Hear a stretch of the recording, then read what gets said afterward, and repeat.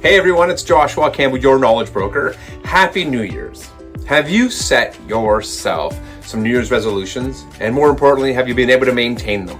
Well, I've got some tips from me as to how I do with my resolutions, and here they are to hopefully help you. Number one, take it one step at a time. You'd be surprised how easy it is for us to become overwhelmed when we set multiple goals. So pick one and start it. Number two, track your progress.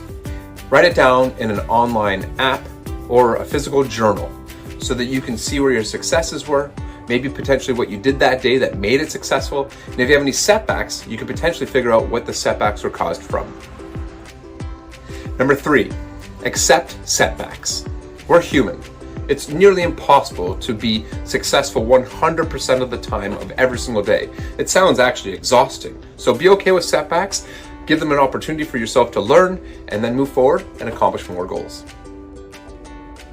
Number four, have a buddy.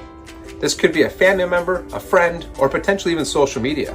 Be sure to tell everybody what your goals are and then show people what your setbacks are, what your goals were, your successes, you name it. People are always going to be your accountability partner. In the end, New Year's resolutions, are they good or bad? It is what it is. I'm trying to set mine this year to a couple things that are hopefully very achievable. My average daily walk count last year was around 10,000 steps, which is pretty reasonable, but I want to get it up to about 15,000 just to see if it makes a difference on my health.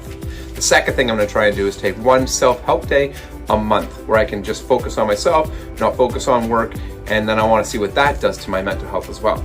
So I want to hear yours. And if yours is actually making a real estate purchase this year, I'm your guy. Let me know. I'd love to hear from you. I'll talk to you guys soon.